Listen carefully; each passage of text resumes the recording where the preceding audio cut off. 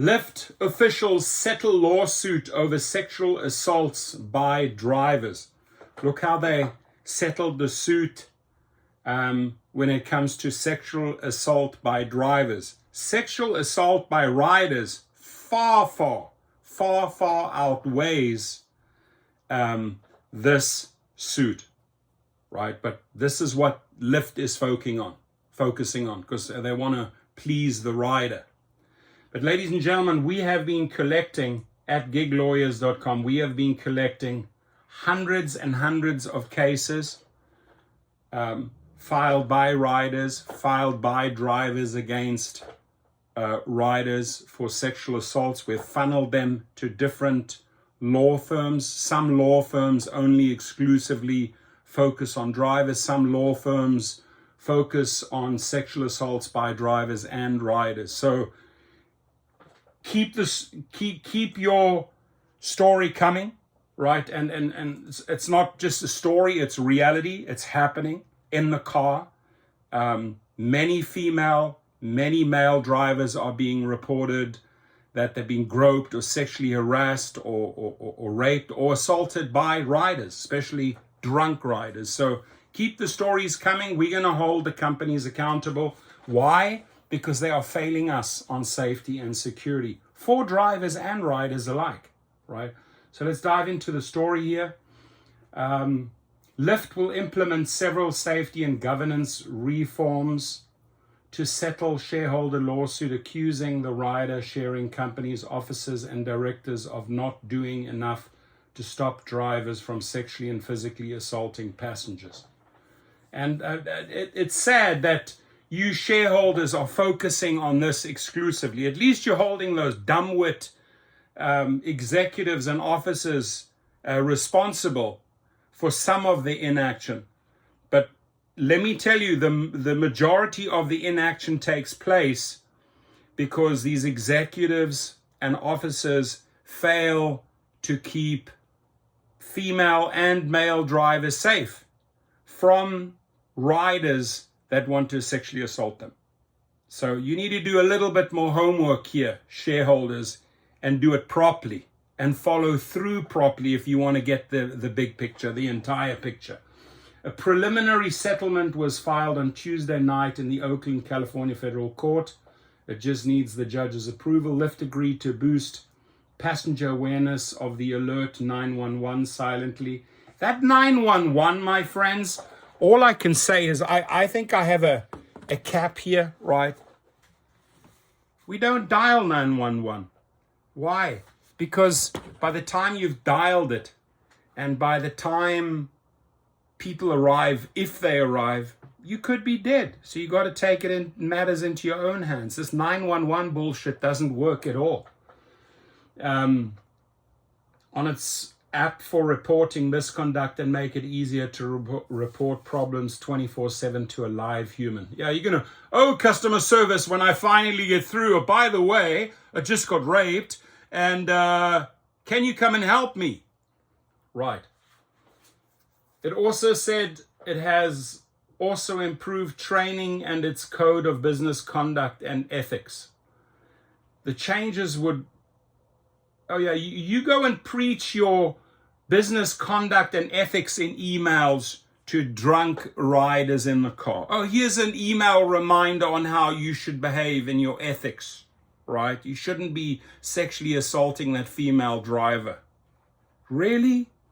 That shit doesn't work. You got to come up with real life plans, David Risher.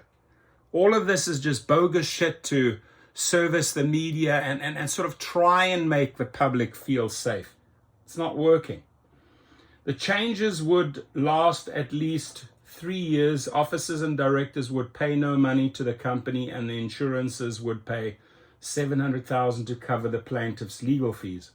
Shareholders claimed that Lyft's reputation suffered from the company's inadequate training and background checks for drivers, including those with histories of sexual misconduct. Okay, how about the riders with histories of sexual misconduct? How about the riders with criminal backgrounds? Oh, let's ignore those. Why do we ignore those? Oh, yeah, we ignore those. Shareholders ignore those. Why? Because they bring us the money. Hang on. We make you the money. We drive these drunk assholes. We drive these sexual predators, right? And we don't get the money. So you got your whole theory, you got your whole story upside down, you assholes. You shareholders, it's like, oh, you're in your little cocoon, in your little bubble, and you only see it one way. Oh, we gotta please those people that pay us the money. Shareholders claim that Lyft's reputation suffered from the company's inadequate training. I would say Lyft's reputation suffered from the inadequacy, from the incompetence of their leaders and executives, unable to make professional decisions. That's why it suffered. They also said Lyft concealed the shortfalls before its March 2019 initial public offering, and also concealed defects in its electronic bikes that led to numerous injuries. Lyft officials denied wrongdoing in agreeing to settle. Oh no, there's nothing wrong. Drivers don't get sexually assaulted. Riders don't get sexually assaulted. No, we deny it. In a statement, the San Francisco-based company said it settled solely to avoid the disruption and costs of litigation. Lyft has said the lawsuit just shows you what a crap, shitty human being you are, David Risher. You're not a leader, man. You're just a sucker. Lyft has said the lawsuit was the last shareholder case arising from the IPO. Through Tuesday, Lyft's share price had fallen 83%. 83% since its offering. Well, Kristen Zverchek out. Trashy president and leader. David Risher needs to go as well.